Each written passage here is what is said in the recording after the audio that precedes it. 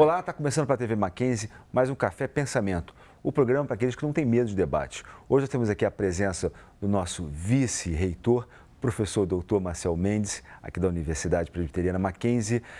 Professor, muito obrigado de ter aceito o nosso convite. Hoje nós vamos conversar com o professor a respeito de um conceito que eu acredito que seja fundamental na contemporaneidade, embora esse conceito esteja sendo esvaziado, que é o conceito de servir. E, professor, eu estou falando disso porque me chamou a atenção desse conceito na sua fala de posse do nosso reitor aqui da Universidade Presbiteriana Mackenzie neste ano.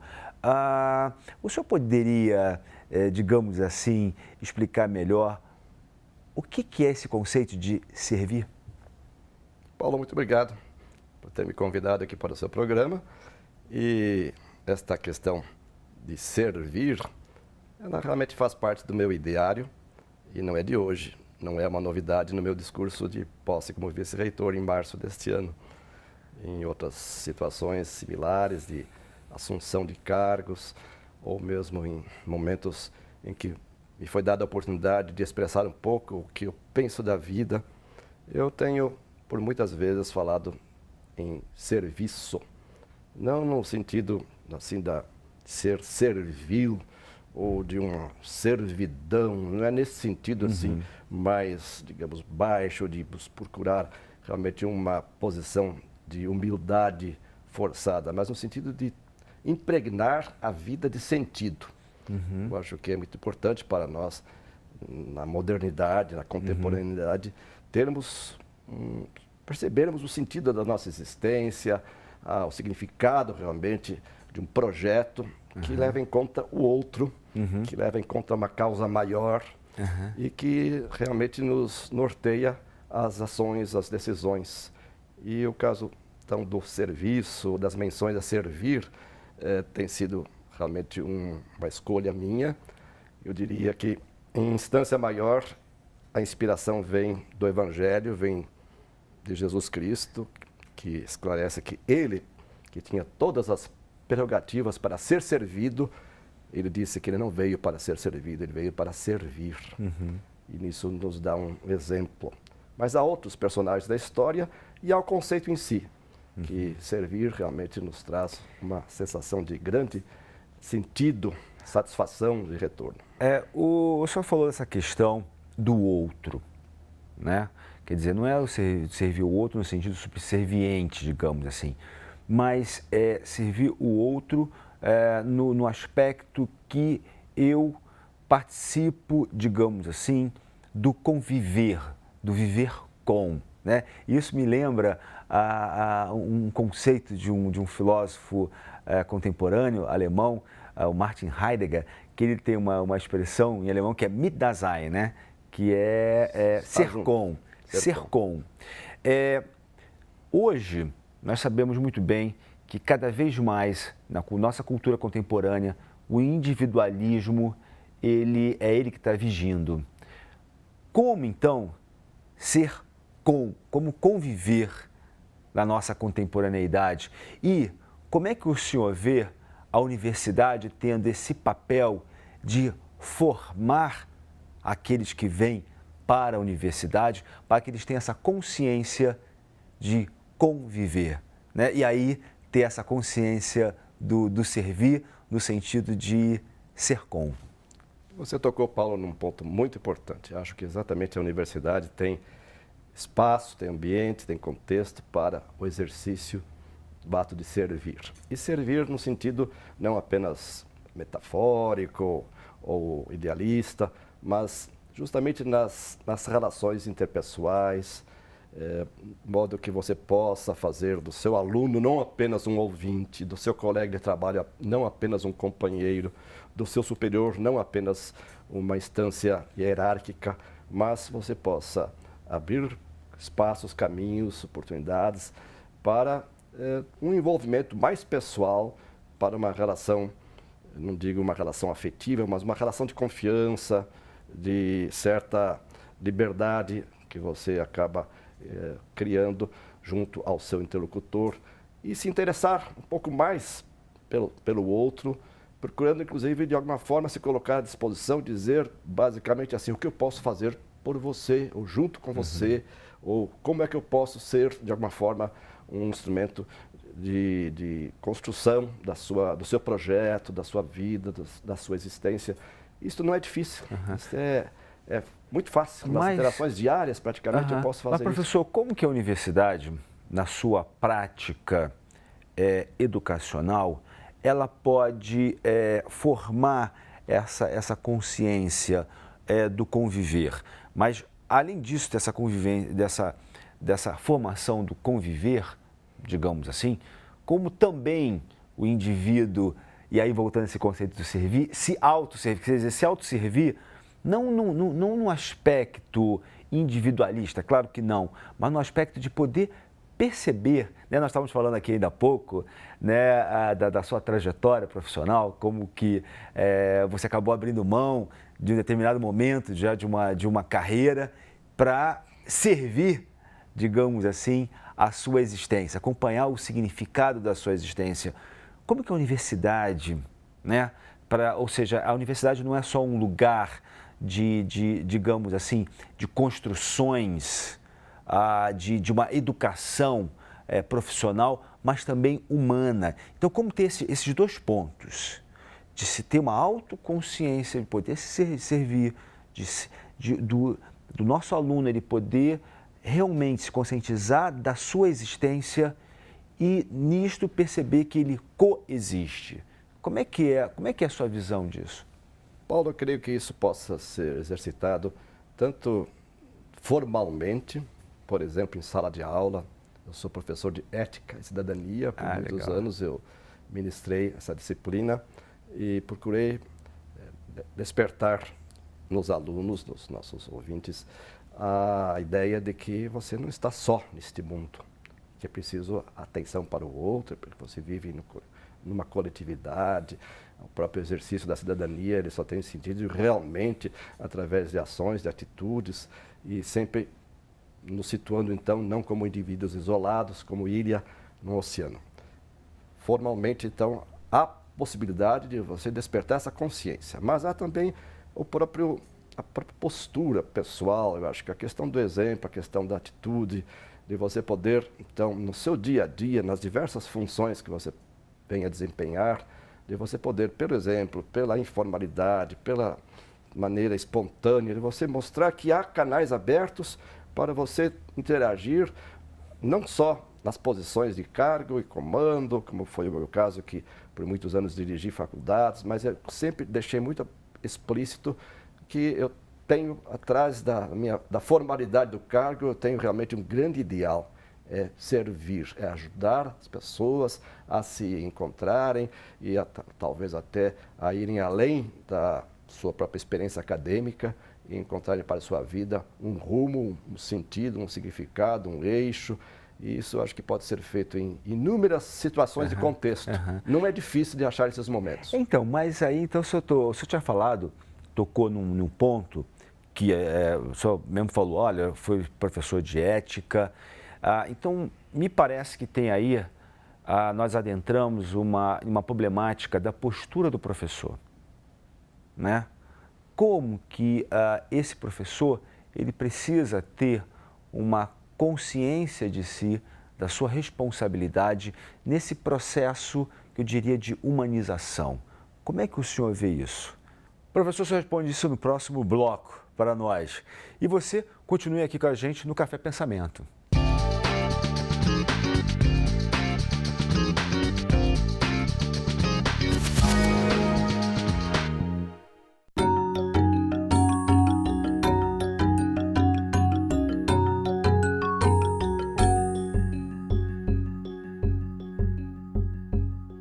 O Carnaval é uma das festas mais aguardadas e tradicionais do Brasil.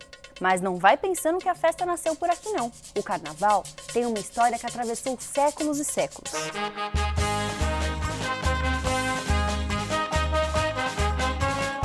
Ninguém sabe quem inventou esse costume de reservar alguns dias do ano para promover a folia. Uns dizem que foram os gregos, como forma de agradecer aos deuses pelas colheitas. Outros citam os egípcios. E tem quem prefira dar crédito aos romanos e suas festas em honra a Baco, o deus do vinho. Mas uma coisa é certa, o carnaval já nasceu como uma festa em que as regras eram subvertidas. Nos tempos antigos, os escravos ganhavam liberdade para fazer o que quisessem e plebeus se tornavam nobres. O costume se manteve. No carnaval de hoje vale tudo. Homens se vestem de mulher, pobres se vestem de ricos e tem até um rei de mentirinha eleito para comandar a folia.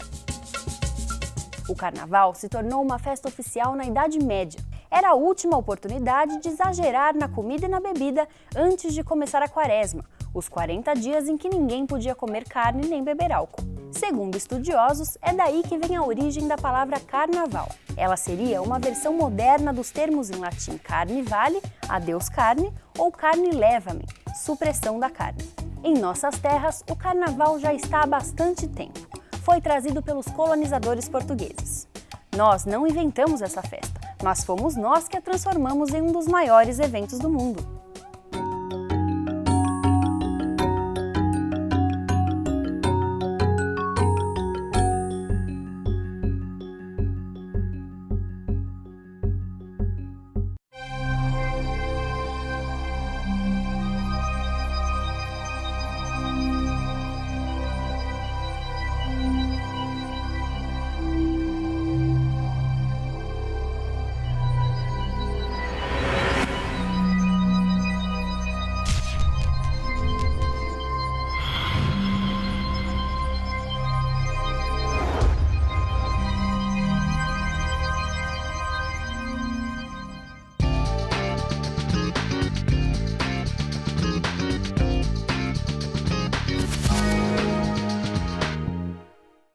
Olá, estamos de volta ao Café Pensamento. Hoje aqui com a presença do nosso vice-reitor, professor doutor Marcel Mendes. Professor, nós estávamos falando no bloco anterior a respeito do professor, né? Do professor ele ter esse saber sobre si próprio no sentido de possibilitar que o seu aluno se conscientize que ele convive com o outro. Como é que o senhor vê isso? Como é que o senhor vê essa postura do professor? Né? Por que eu estou falando isso? Porque muitas das vezes os professores eles ficam só em uma instância, por assim dizer, técnica, de só passar conteúdos e esquece que ele tem um papel fundamental no processo de humanização do aluno. Ele esquece dessa tarefa dele. Como é que o senhor vê isso aí? De fato, essa é uma questão difícil, é um desafio para o professor assumir uma postura que fique equidistante do autoritarismo, do magister dixit, que impõe, estabelece de forma imperativa o seu ensino e o aluno passa a ser, então, apenas um ouvinte, e também da liderança que ele não pode abrir mão na sala de aula, porque ele, na realidade, é quem conduz todos os momentos de convívio na sala de aula. Então, é realmente um grande desafio para o professor. Eu confesso que eu não tenho tido essa dificuldade, até porque eu já tenho quase 40 anos de sala de aula e talvez pelo meu próprio estilo e meu modo de ser, eu tenho podido estabelecer um canal de diálogo com os alunos desde o primeiro momento. Por exemplo, perguntando no primeiro dia de aula o nome de cada um e o projeto, o plano, o que o aluno veio fazer na faculdade, na universidade. A partir daquele momento, o aluno se sente tão importante porque ele passa a perceber que o professor não fez apenas a apresentação do seu próprio nome, currículo e ementa, mas ele também está interessado em saber qual é o perfil da classe, o que os alunos estão lá esperando daquela disciplina e mesmo do curso, da instituição. E creio que esse é um momento, então, bastante marcante para o aluno, especialmente o calouro, e a partir daí fica muito mais fácil de a gente manter realmente uma via de duas mãos. Mas, professor, como fazer isso no conjunto de professores? Né? Como, por exemplo, os professores da Universidade Presbiteriana Mackenzie têm a relação com seus alunos. Eu quero chamar a atenção o seguinte, nós aqui no Mackenzie temos alguma, digamos assim, política, no sentido mais amplo, dos nossos professores terem essa postura de humanização das relações, ou ficamos, digamos assim, em uma instância só do conteúdo? Também é um desafio institucional levarmos nosso corpo de professores a essa consciência de que o professor ele é, sobretudo, um líder na sala, mas um líder que dialoga, que conversa, que estabelece realmente interações.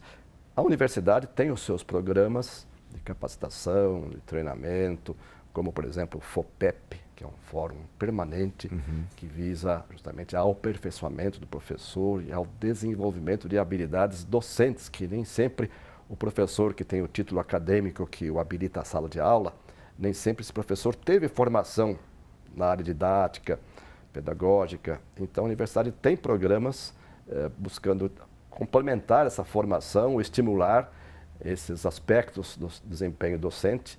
E em diversas situações de treinamento, capacitação, o professor é realmente levado a fazer progressos, fazer avanços no seu desempenho. Então, só podia dizer que o aluno que vem para o Mackenzie, ele pode esperar um professor que tem essa preocupação, ou seja, de não só passar conteúdos, mas de uma formação em que ele possa sair daqui consciente como um ser humano. É que o aluno pode esperar como padrão, eu diria assim, que seria um paradigma da nossa universidade.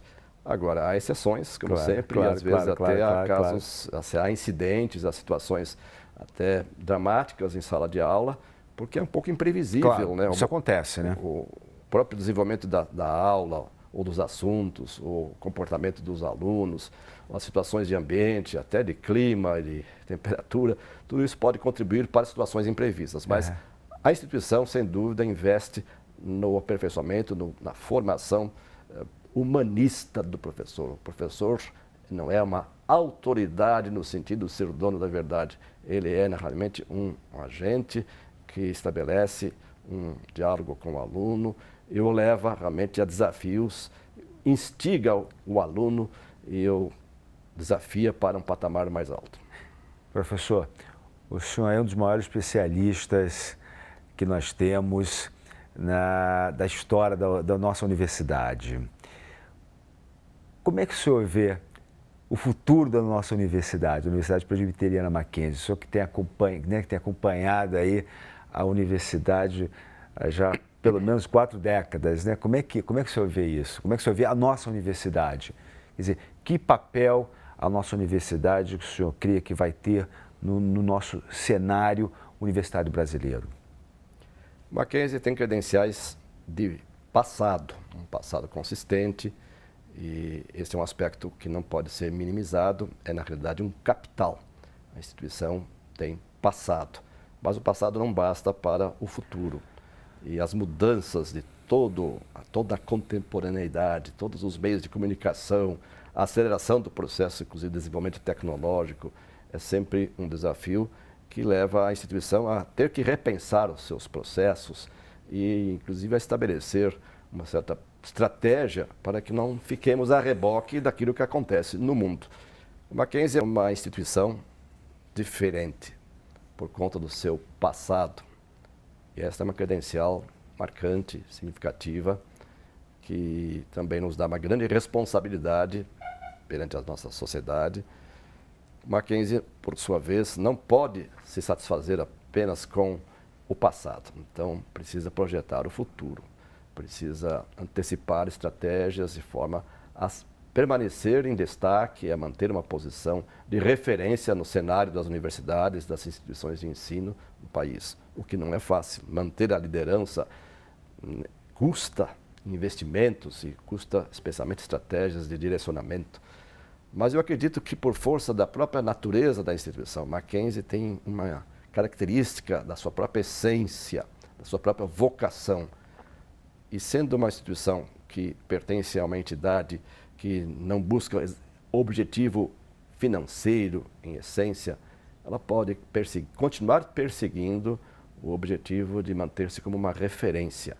É claro que precisa investir, especialmente em recursos humanos, em infraestrutura, mas eu acredito que um cenário para o futuro que nós possamos imaginar daqui 5 ou 10 anos, a posição do Mackenzie ainda será uma posição de referência diferente no sentido de que a competição ou a competitividade ela nos desafia a sermos mais agressivos no marketing, mas nós temos pontos fortes que são imbatíveis, que pertence à nossa identidade. Eu creio que nós poderemos preservá-los e melhorá-los.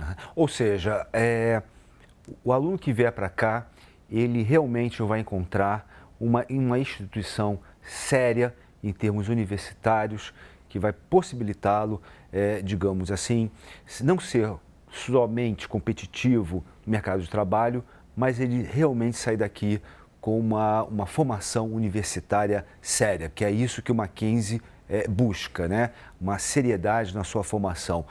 O aluno pode vir para cá tranquilo, professor? Pode vir tranquilo.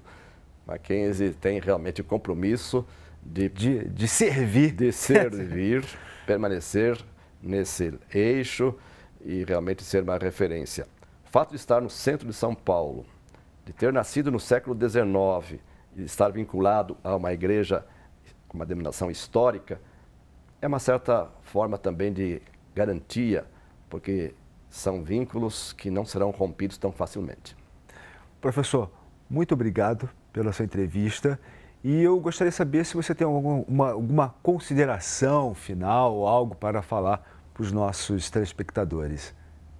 Bom, agradeço também a oportunidade e convido a que façamos parte deste contingente de pessoas que servem por ideal e, sobretudo, agora que estamos em vésperas ao Mackenzie voluntário, Mackenzie que sensibiliza a solidariedade, vamos exercitar juntos esse esforço. Vale a pena. Ok, professor. Muito obrigado mais uma vez e obrigado a você que tem nos acompanhado. Até o próximo Café Pensamento.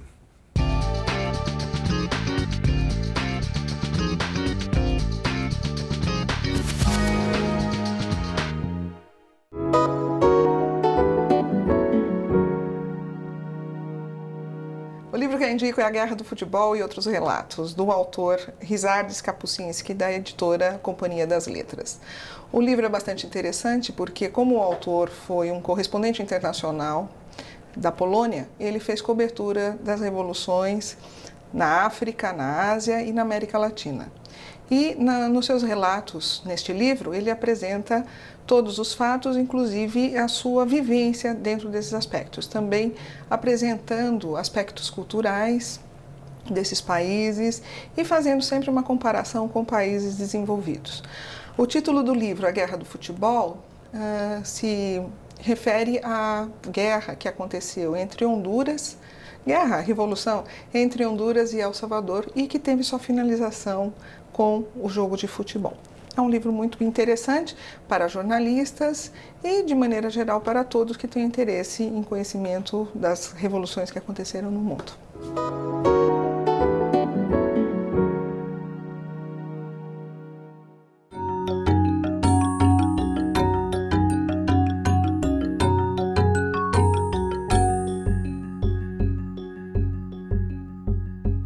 Apesar de ser condenado, o trote universitário ainda é praticado em muitos lugares. Mas o que muita gente não sabe é que esse costume de humilhar e cortar os cabelos dos calouros tem uma origem ancestral. Na Idade Média, as primeiras universidades da Europa ficavam isoladas das cidades e aldeias. Quando os novos alunos chegavam, tinham as cabeças raspadas e as roupas queimadas. Essa prática tinha uma razão. Era uma forma de evitar que os novatos trouxessem piolhos e doenças. Havia uma série de rituais de iniciação para que o calouro provasse seu valor e fosse aceito pelos veteranos, já que ir à universidade era um privilégio. A maior parte das pessoas da época era analfabeta e rude. Era como se os veteranos estivessem transformando um bicho do mato em um ser civilizado. Enquanto não eram integrados, os calouros ficavam separados dos veteranos por tempo determinado. Eles assistiam às aulas nos vestíbulos, locais onde eram guardadas as vestimentas dos alunos. O tempo passou, mas a prática de humilhar os calouros se manteve. Felizmente, muitas universidades estão adotando projetos que permitem uma integração mais civilizada com os calouros. Afinal, o trote pode até ser baseado numa tradição, mas isso não justifica a violência de forma alguma.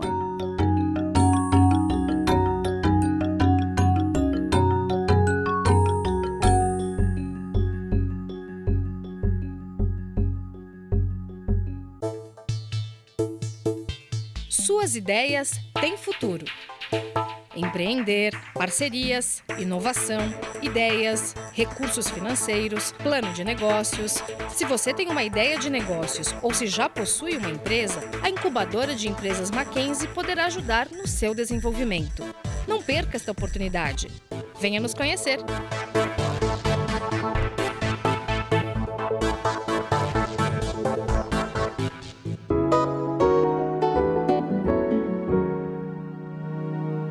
A dica de livro de hoje é O Velho Mar, do Ernest Hemingway. O livro conta a história de um pescador que vive em Cuba. É exatamente o mesmo cenário que o Hemingway escreveu o livro. Esse livro ele deu ao autor o Prêmio Nobel de Literatura de 54. Ele é um clássico.